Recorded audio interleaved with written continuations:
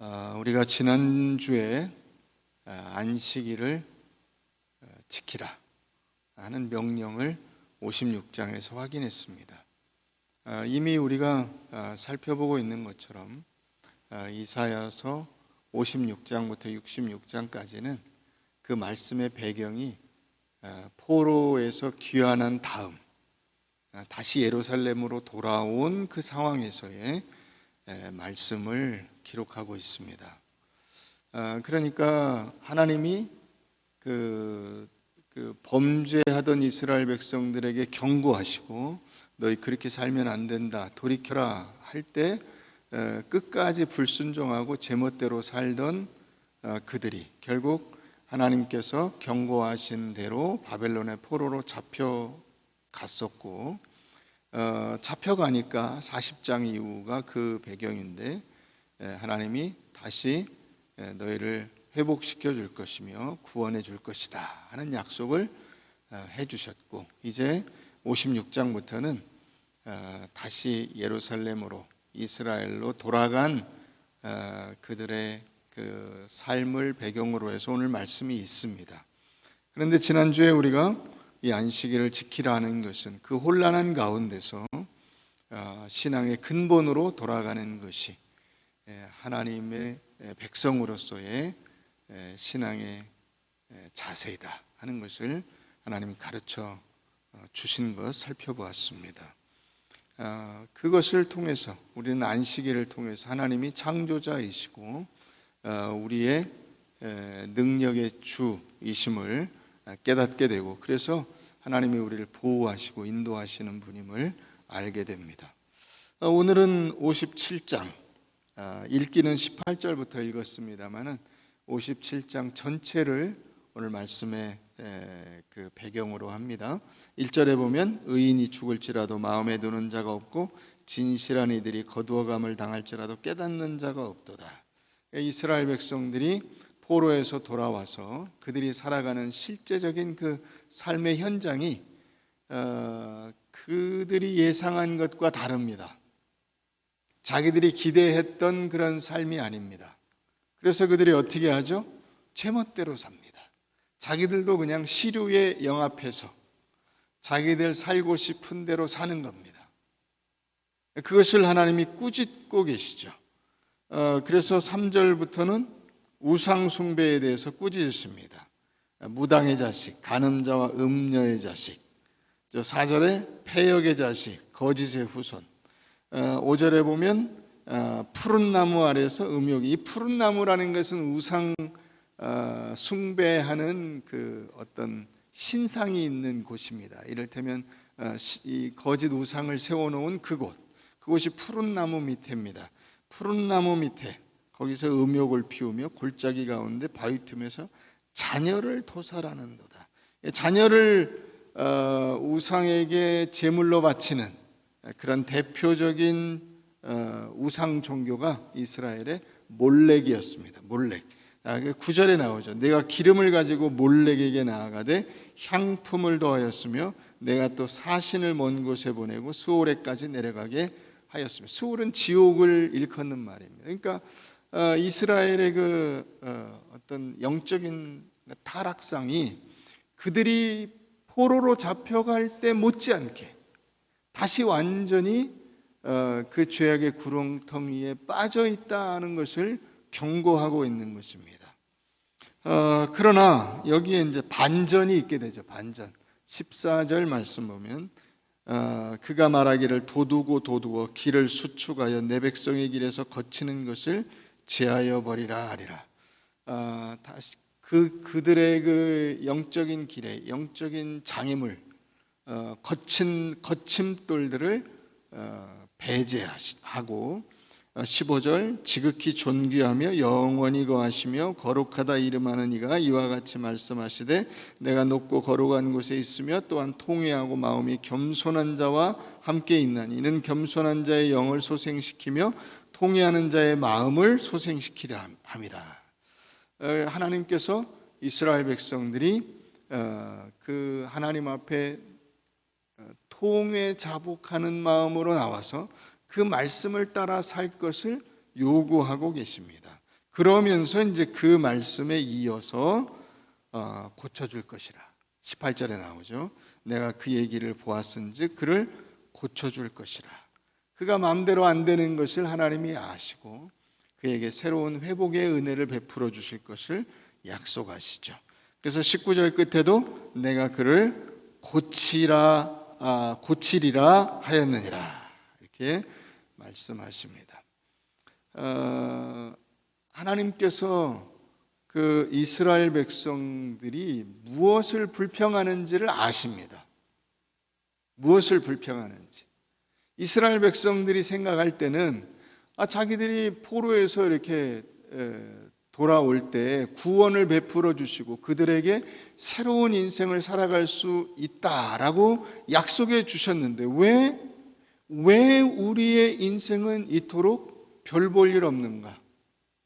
다시 돌아왔는데도 왜 내 인생은 여전히 피곤하고 힘들고 고통스러운가? 하는 그런 불평들이 있는 것입니다.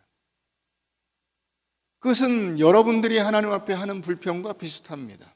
하나님, 제가 힘들고 어렵게 신앙생활 열심히 하고 있는데 왜 하나님은 제 기도를 들어주시지 않습니까? 왜 제 인생의 문제는 해결된 것이 하나도 없는 것처럼 보입니까? 도대체 하나님은 뭘 하고 계십니까? 약속은 도대체 뭡니까? 이건 뭐하러 주신 겁니까? 차라리 이럴 바에는 바벨론에서 그냥 살게 하셨으면 더 낫지 않습니까? 뭐하러 여기까지 데려오셔서 바벨론에서 하는 고생을 여기서 또 하게 하십니까? 그런 거죠. 우리가 예수를 안 믿었으면 차라리 세상에서 맘 편히 그냥 아무 생각 없이 즐겁게 살 텐데, 하나님 예수를 믿어서 이제 다시 죄를 지을 수도 없고 내 마음대로 살 수도 없고 도대체 어떻게 하라는 겁니까? 이런 불평들이 우리 안에 있는 겁니다.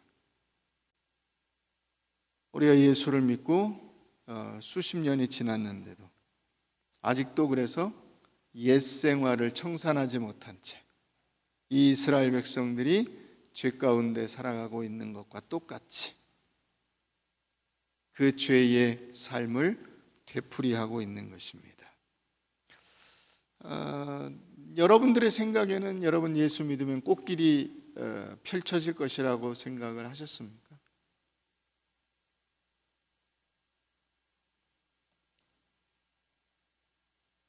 그 꽃길은 누군가가 만들어 놓은 길이죠. 나는 아무 고생 안 하고 그 꽃길을 걸어가겠다는 거잖아요. 여러분 그거 아세요? 꽃을 피우려면 시멘트에다가 꽃을 뿌릴 수는 없습니다. 씨를. 흙길입니다. 사실은 꽃길은 흙길입니다. 그러니까 그 꽃을 피우기 위해서 흙을 뒤집어 써야 하고 먼지를 뒤집어 써야 됩니다. 그래야 꽃을 피울 수 있습니다. 이스라엘 백성들은 자기들이 가서 그 흙을 꽃으로 만드는 일을 하라는 그 명예와 기쁨을 주신 것을 이해를 못한 겁니다. 그래서 불평이 입에 붙었습니다. 하나님, 좀 폼나게 살고 싶습니다. 하나님의 백성이라면 그래야 되는 거 아닙니까? 좀 이게 어깨를 쫙 펴고 가서 나 이런 사람이야 하고 뭐 이런 정도 돼야 되지 않습니까? 우리가 바벨론에서 왔는데, 우리가 바벨론에서 돌아왔어. 바벨론의 그 강력한 통치의 압박을 뚫고 나온 사람들이야 우리가. 이런 자랑을 하고 싶은 그 마음에 이 불평들이 쏟아져 나오고 있는 것입니다. 자, 이런 현상들은 우리가 성경에서 항상 볼 수가 있습니다. 우리 사무엘하 12장을 한번 가보겠습니다.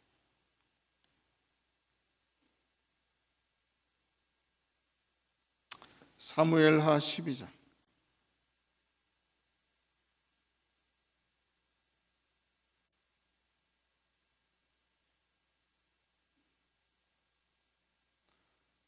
구약 479페이지. 여호와께서 나단을 다윗에게 보내시니 그가 다윗에게 가서 그에게 이르되 한 성읍에 두 사람이 있는데 한 사람은 부하고 한 사람은 가난하니 그 부한 사람은 양과 소가 심히 많으나 가난한 사람은 아무것도 없고 자기가 사서 기르는 작은 암양 새끼 한 마리뿐이라. 그 암양 새끼는 그와 그의 자식과 함께 자라며 그가 먹는 것을 먹으며 그의 잔으로 마시며 그의 품에 누움으로 그에게는 딸처럼 되었거늘 어떤 행인이 그 부자에게 오매 부자가 자기에게 온 행인을 위하여 자기의 양과 소를 아껴 잡지 아니하고 가난한 사람의 양 새끼를 잡아다가 자기에게 온 사람을 위하여 잡았나이다 하니 다윗이 그 사람으로 말미암아 노하여 나단에게 이르되 여호와의 살아계심을 두고 맹세하노니 이 일을 행한 그 사람은 마땅히 죽을 자라. 그가 마땅히 불쌍히 여기지 아니하고 이런 일을 행하였으니 그 양 새끼를 4배나 갚아주어야 하리라 한지라. 나단이 다윗에게 이르되 당신이 그 사람이라. 이스라엘의 하나님 여호와께서 이와 같이 이르시기를 내가 너를 이스라엘 왕으로 기름 붓기 위하여 너를 사울의 손에서 구원하고 내 주인의 집을 내게 주고 내 주인의 아내들을 내 품에 두어 이스라엘과 유다 족속을 내게 맡겼느니라. 만일 그것이 부족하였을 것 같으면 내가 내게 이것저것을 더 주었으리라. 그런데 어찌하여 내가 여호와의 말씀을 업신여기고 나보기에 악을 행하였느냐. 이게 하나님께서 다윗에게 그 엄히 꾸중하시는 장면이죠. 다윗은 어렵게 왕의 자리에 올랐습니다. 왕으로 기름 부음을 받은 지 수십 년이 지나서 정말 죽을 고비를 수도 없이 넘기고 그리고 왕의 자리에 올랐습니다. 그래서 다윗의 마음에 어떤 마음이 들었을까요? 내가 어느 정도의 그 권한과 힘과 능력을 가졌는지를 확인해 보고 싶었을 것입니다. 그래서 그것을 어떻게 확인하죠? 부하의 아내를 뺏는 것으로 그것을 확인합니다.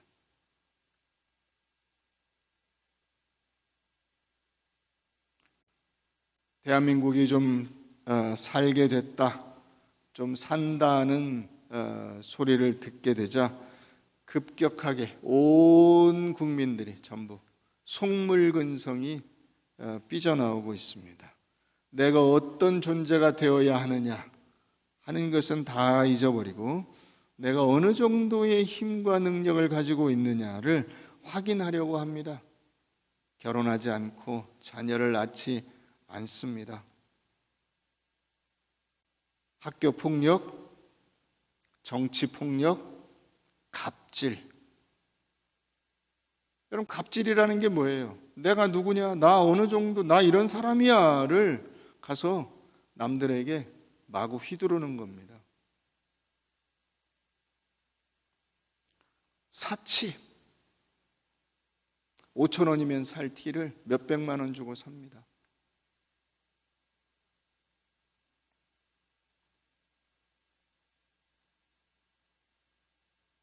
이게 이제 방탕이죠, 방탕. 그게 성경에서 말하는 방탕입니다. 방탕이라는 것은 윤리적, 도덕적 어떤 그 무질서 이런 것이 아니고요, 마구 써버린다는 뜻이 있습니다. 방탕의 원래의 뜻은 마구 쓰는 겁니다. 그러니까 우리가 물 쓰듯이 쓴다 하는 표현이 그런 겁니다. 귀한 것이 없이 마구 내 마음대로 써버리는 겁니다. 엉뚱한 데 써야 할 때 쓰는 것이 아니라 불필요한 데다가 낭비해버리는 것, 그게 방탕입니다. 한번 보시죠. 방탕한 인생이 어떤 인생인가?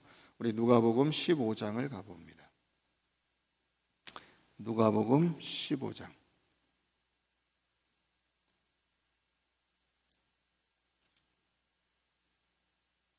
11절입니다. 또 이르시되 어떤 사람에게 두 아들이 있는데 그 둘째가 아버지에게 말하되 아버지여 재산 중에서 내게 돌아올 분깃을 내게 주소서 하는지라. 아버지가 그 살림을 각각 나눠 주었더니 그 후 며칠이 안 되어 둘째 아들이 재물을 다 모아가지고 먼 나라에 가서 거기서 허랑방탕하여, 여기 나오죠, 허랑방탕하여 그 재산을 낭비하더니. 이게 방탕입니다. 방탕은 마구 쓰는 겁니다. 목적도 의미도 없습니다. 그냥 내가 돈 많아, 그래서 막 쓰는 겁니다. 그런데 그게 어떻게 되죠? 14절 어떻게 됐어요? 다 없어지죠. 다 없어집니다. 그게 다 소진이 됩니다. 소비돼 버려요. 그게 여러분 인생입니다. 아세요? 여러분들의 인생은 여러분들의 힘으로 다시 채워 놓을 수가 없습니다. 이 둘째 아들이 자기가 받아서 가지고 간 것을 채우고 싶겠죠. 그죠? 쓰면 쓴 만큼 채우고 싶지 않겠어요? 돈을 벌어서 그걸 채워 넣어야 되잖아요. 채울 수가 없어요. 채울 능력이 없어요. 인생이라는 게 그런 겁니다. 여러분 젊은 시절로 되돌아가고 싶으시죠? 갈 수가 없어요. 젊은 시절로, 그때 그 시절로 갈 수가 없어요. 부부가 서로 사랑하고 아끼고 이렇게 서로 보듬고 하던 그 시절로 돌아가야 되는데 그게 내 마음대로 안 된다 이 말입니다. 우리는 근본적으로 우리의 인생의 본질적인 것을 내가 만들 능력이 없고 채워넣을 능력이 없습니다. 그 만들고 채우고 나에게 그런 것들을 보상해 주시고 넉넉하게 해 주시는 분은 하나님이십니다. 그게 아버지의 집입니다. 그게 아버지가 여러분 그 아들에게 무엇을 주었는가를 보세요. 12절 끝에 보면 아버지가 그 살림을 각각 나눠주었더니 이렇게 돼. 살림이라고 번역을 했습니다. 이 살림이라고 하는 이 단어는 헬라어 단어가 비오스라는 단어예요. 영어에 바이올러지 할 때 그 바이오가 이겁니다. 생명입니다. 생명. 아버지가요 자기 몸을 잘라서 준 것과 같습니다. 아버지가 자기 몸을 잘라서 자식에게 준 겁니다. 생명과 같은 것을 준 겁니다. 귀한 것입니다. 그걸 근데 자식이 갖고 가서 어떻게 하죠? 다 써버립니다. 채워지지가 않아요. 인생이라는 게 그런 겁니다. 다시 옛날로 돌아가고 싶으시죠? 그게 안 됩니다. 그게 우리 힘으로는 그걸 할 수가 없어요.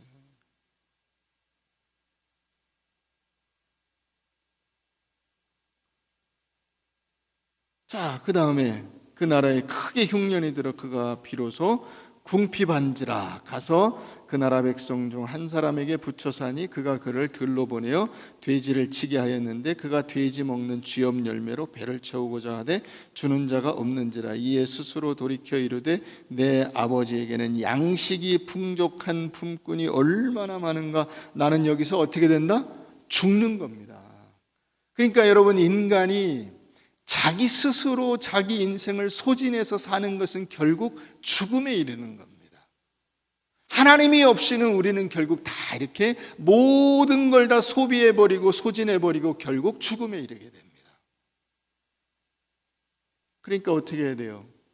이 아들은 그나마 현명한 거죠. 아버지에게는 생명이 있고 아버지에게는 이 살림이 있고 아버지에게는 나누어 주실 것이 풍족하다는 사실을 알고 거기로 찾아가는 겁니다. 회개가 바로 그겁니다. 회개라는 것은 방탕한 모든 것 다 날려버리고 죽음에 이른 인간이 그 창조와 생산, 공급을 우리에게 베풀어 주시고 섭리하시는 하나님에게로 들어가는 것입니다. 그게 고쳐준다는 뜻입니다. 오늘 18절, 19절에 나오는 내가 그를 고치리라, 내가 너를 고쳐주리라 하는 이 말씀이 바로 이것입니다. 회복시켜 주시는 것입니다. 18절 보십시오. 여기 누가복음, 내가 일어나 아버지께 가서 이르기를 아버지, 내가 하늘과 아버지께 죄를 지었사오니 지금부터는 아버지의 아들이라 일컬음을 감당하지 못하겠나이다. 나를 품꾼의 하나로 보소서 하리라 하고 이에 일어나서 아버지께로 돌아가니라. 아직도 거리가 먼데 아버지가 그를 보고 측은히 여겨 달려가 목을 안고 입을 맞추니 아들이 이르되 아버지, 내가 하늘과 아버지께 죄를 지었사오니 지금부터는 아버지의 아들이라 일컬음을 감당하지 못하겠나이다 하나 아버지는 종들에게 이르되 제일 좋은 옷을 내어다가 입히고 손에 가락지를 끼우고 발에 신을 신기라. 그리고 살진 송아지를 끌어다가 잡으라. 우리가 먹고 즐기자. 이내 아들은 어떻게 됐었어요? 죽었었습니다. 아버지가 분명히 이걸 알고 계시죠. 예, 넌 죽었었어. 그렇죠? 자기 거 다 쓰고 끝나는 게 그 인생이잖아요. 그 죽음이잖아요. 내 명을 다 쓴 거잖아요. 내 능력을 다 쓴 거잖아요. 죽었다가 다시 살아났으면 내가 잃었다가 다시 얻었노라 하니 그들이 즐거워하더라. 이 똑같은 말씀이 32절에 또 반복되어 있습니다. 한 번 더 그것을 확인시켜 줍니다. 이내 동생은 죽었다가 살아났으면 내가 잃었다가 얻었기로 우리가 즐거워하고 기뻐하는 것이 마땅하다. 여러분, 회개가 뭐예요? 여러분, 하나님 잘못했습니다, 용서해 주십시오, 이거 회개 아닙니다. 그걸 여러분들이 회개로 알고 계시면 안 됩니다. 회개는 죄와 방탕과 죽음에서 돌이켜 하나님의 창조와 생명과 미래로 들어가는 것입니다. 약속이 있는 미래잖아요. 아버지에게로 돌아오면 그에게 미래가 있죠. 그런데 아버지에게 가지 않으면 그에게 미래가 없습니다. 그는 죽은 것으로 끝입니다. 여러분들이 늘 여러분들의 미래를 걱정하시죠. 그렇다면 하나님께로 가셔야 됩니다. 하나님에게만 참된 창조가 있고 생명이 있고 미래가 있습니다. 시간을 만드신 분 아니에요. 시간을 여러분들이 그토록 갖고 싶어하는 그 시간을 하나님이 만드신 거잖아요. 그분에게 가지 않고 어디서 시간을 얻는단 말입니까?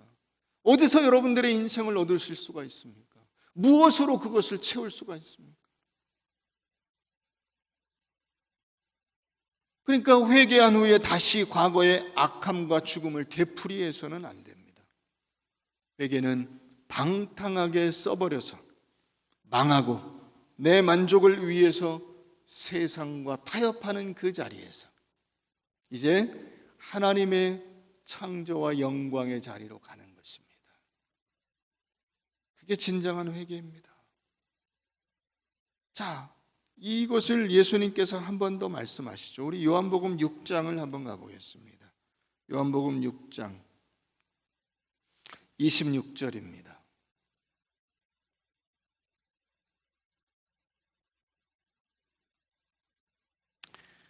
예수께서 대답하여 이르시되 내가 진실로 진실로 너희에게 이르노니 너희가 나를 찾는 것은 표적을 본 까닭이 아니요. 표적은 뭐죠? 예수님이 누구냐? 하나님이 누구냐? 하나님이 지금 뭘 하려고 하시냐? 이거를 알게 해주는 거, 그게 표적입니다. 그런데 예수님이 그들에게 그들을 핀잔을 주는 거죠.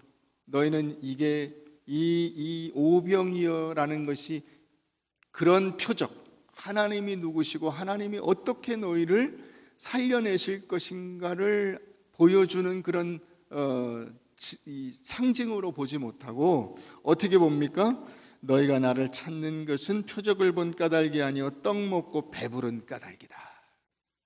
썩을 양식을 위하여 일하지 말고 영생하도록 있는 양식을 위하여 하라. 이 양식은 인자가 너희에게 주리니 인자는 아버지 하나님께서 인치신 자니라. 그들이 묻되 우리가 어떻게 하나님의 일을 하오리이까? 예수께서 대답하여 이르시되 무슨 일을 합니까 하나님? 그랬더니 예수님이 하나님께서 보내신 이 아들 예수를 믿는 것이 하나님의 일이다, 이렇게 답을 해주십니다. 명확하죠? 명확합니다. 여러분들의 인생 속에서 여러분들이 무엇을 하는 것이 진짜로 남는 일이냐, 진짜로 생명을 얻는 일이냐, 여러분들의 인생을 값지게 만드는 일이냐, 이걸 여러분 제대로 알아야 됩니다. 세상적인 그 무엇으로 여러분들의 것을 아무리 채우려고 해도 여기를 채울 수가 없습니다. 아까 탕자의 삶에서 우리가 본 것과 똑같습니다. 결국 인생은 소진되어 버리고 마는 것입니다. 소진되는 인생이 아니라 채워지는 인생을 살아야 되는데 그 길은 예수 그리스도에게 나가는 길밖에 없어요. 하나님을 찾아 나가는 길밖에 없습니다. 그 몸을 떼어서 우리에게 내어주신 그분에게 나가서 그분이 주시는 것으로 먹고 산다는 것을 확인하는 것입니다. 그게 회개입니다. 여러분들의 삶은 단순히 예수 믿고 구원받은 정도가 아닙니다. 거기서 끝나서는 안 됩니다. 하나님의 자녀가 되고 하나님께서 주시는 그 은혜를 누리며 생명과 영광을 보장받은 삶으로 가야 되는 것입니다. 그래서 여러분들은 세상 속에서 하나님의 대리자의 역할을 해야 되고 하나님의 향기를 드러내야 되고 하나님의 편지가 되어야 하고 하나님의 사신이 되어서, 여러분 모두가 다 사도입니다. 사도 바울, 사도 베드로, 이런 사람들만 사도가 아니라 여러분들은 이 시대에 여러분들의 삶의 자리로 하나님께서 보내신 사도가 되는 것입니다. 그러니까 여러분들의 가정에서부터 복음의 삶을 살아내야죠. 직장과 학교에서 하나님께서 여러분들에게 맡겨주신 그 일을 감당해내야 됩니다. 어떻게 하면 내가 하나님이 예수를 통해서 우리를 구원하신 것과 같은 그 일을 내 인생 속에서 내가 감당할 것이냐, 그런 걸 고민하고 그걸 기도해야 됩니다.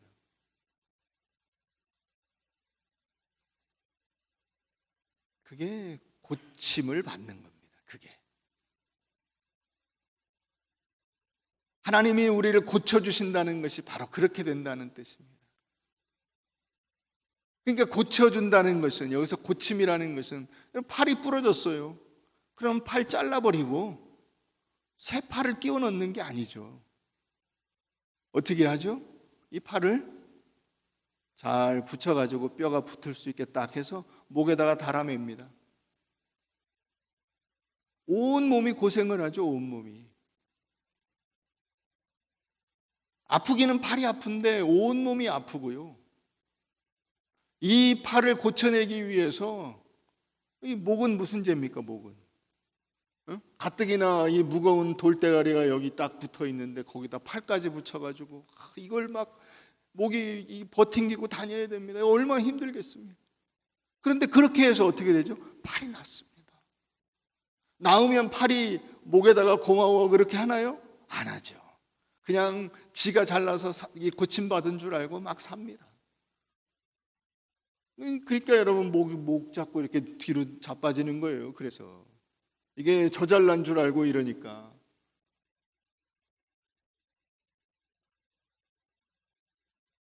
고침이라는 것은 이런 외적인 것이 수리되는 것이 아니고 여기가 새로워지는 겁니다. 여기가 마음이 새로워지는 겁니다. 그게 고쳐지는 겁니다. 하나님이 그것을 우리에게 말씀하고 계시는 것입니다. 외적인 무엇을 여러분 바꿔서 여러분들의 인생이 달라진다고 생각하시면 안 됩니다. 여러분들의 여기가 달라져야 됩니다. 이미 여러분들은 달라진 분들입니다. 이미 그걸 모르고 있을 뿐이죠. 내가 얼마나 그 큰 은혜를 받아서 새롭게 살아가는 인생인가를, 여러분들의 인생의 가치를 완전히 여러분들이 잊고 살기 때문에 모르는 것이지, 하나님은 이미 우리에게 무한히 그것을 말씀해 주셨습니다. 고린도후서 4장을 우리 한번 가보십시다. 고린도후서 4장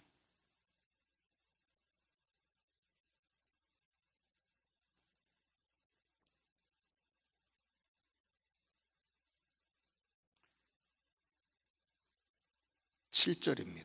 고린도후서 4장 7절.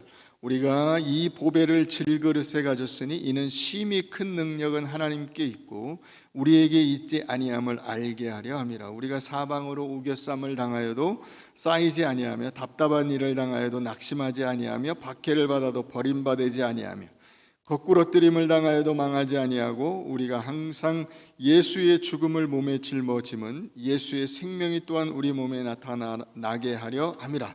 우리 살아있는 자가 항상 예수를 위하여 죽음에 넘겨짐은 예수의 생명이 또한 우리 죽을 육체에 나타나게 하려 함이라. 그런즉 사망은 우리 안에서 역사하고 생명은 너희 안에서 역사하느니라. 기록된 바 내가 믿었으므로 말하였던 것 같이 우리가 같은 믿음의 마음을 가졌으니 우리도 믿었으므로 또한 말하노라. 주 예수를 살리시니가 예수와 함께 우리도 다시 살리사 너희와 함께 그 앞에 서게 하실 줄을 아노라 그랬어요.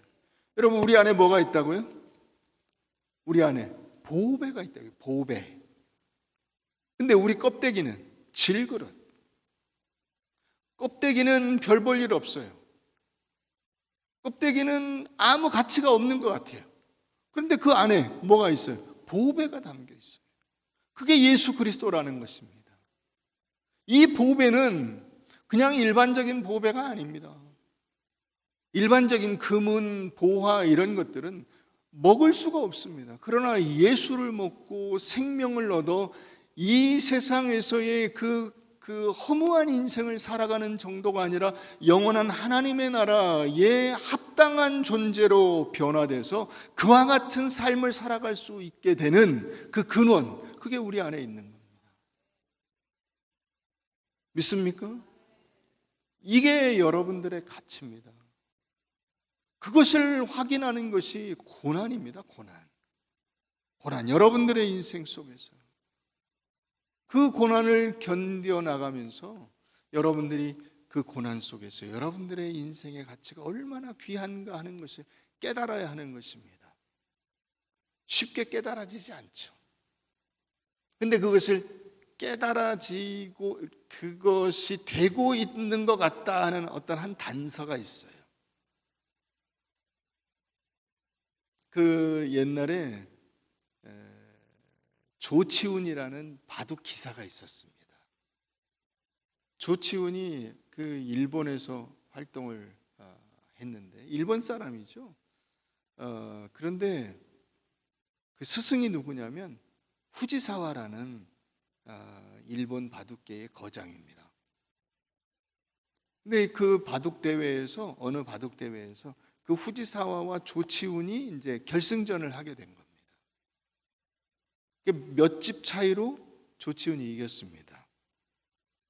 그리고 나서 자기 스승인 후지사와에게 조치훈이 뭐라고 했는지 아십니까?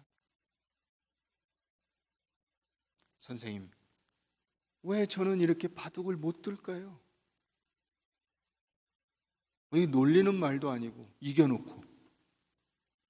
그런데 무슨 말인지 아시겠죠? 자기가 자기를 아는 겁니다. 어떻게 힘들게 간당간당하게 이기기는 했으나 자기가 생각할 때 자기 자신이 마음에 안 듭니다. 야, 이 정도밖에 못하나? 바둑을 이 정도밖에 못 두나? 선생님, 저는 왜 이렇게 바둑을 못 둘까요?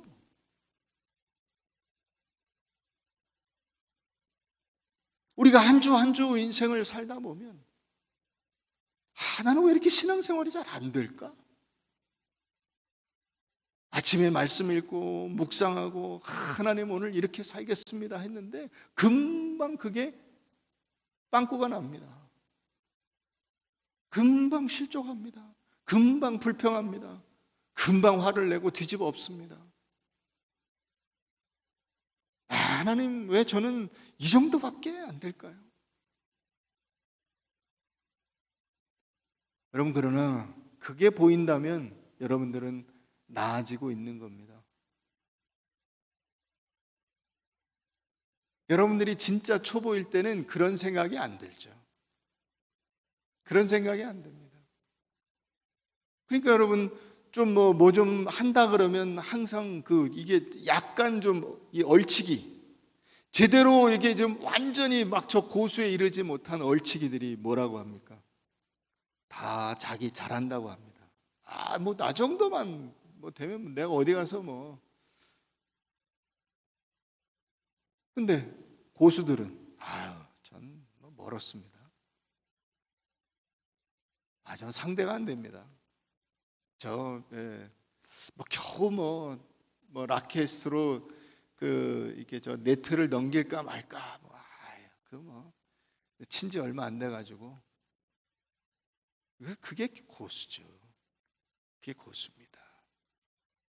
신앙생활은 여러분 우리가 완전하다고 할 수 있는 단계에 도달하기가 참 어렵습니다. 늘 잘 안 되고 늘 힘듭니다. 군대 갔다 와도 힘들고 직장에 들어가도 힘들고 애 낳으면 더 힘들고 힘듭니다. 은퇴해도 힘들고 모든 것이 다 끝났다 그래도 힘들고 끝나도 힘듭니다. 끝나도 끝난 게 아닙니다. 그때마다 그런 힘든 과정들이 여러분들을 만들고 있는 겁니다. 여러분들을 하나님의 사람답게 만들고 있는 겁니다.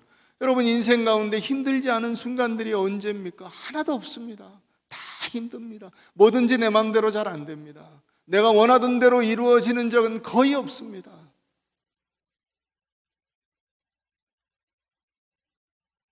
그러나 조금 더 가십시오. 그 고난을 지나가십시오. 그 고난이 여러분들을 고난 안으로 끌고 들어가서 고난을 통해 여러분들을 보게 하시고, 고난을 통해 하나님을 보게 하시고, 고난을 통해 여러분들의 인생이 무엇인가를 보게 하실 겁니다. 그때서야 비로소 보이는 겁니다. 그때서야. 열심히 여러분들의 인생을 살다 보면 어느 순간 여러분들의 인생 속에서 하나님이 보이고 하나님께서 하신 말씀이 드디어 깨달아지고 하나님께서 계획하신 것이 무엇인가를 어렴풋이 알게 되고 힘있게 일어설 수 있게 되는 것입니다. 담대히 일어서십시오. 낙심하지 마십시오. 여러분들에게 주어진 인생을 열심히 간당간당하게 힘겹지만 최선을 다해서 사십시오. 변명하거나 핑계대거나 남에게 책임을 전가하거나 도망 다니지 마십시오. 여러분들의 인생은 소진되고 끝나는 인생이 아닙니다. 하나님 안에 있습니다. 이미 그분이 나의 하나님 되셨고 여러분들의 인생을 계획하고 약속하고 계시지 않습니까? 무엇이 두려우십니까? 그러니까 여러분, 우리는 오늘 또다시 즐겁게 월요일을 기대할 수 있게 됩니다. 오늘 주일 힘을 얻고 내일부터 펼쳐질 새로운 날이 나를 더 멋지고 아름답게 만들 것이다. 아멘.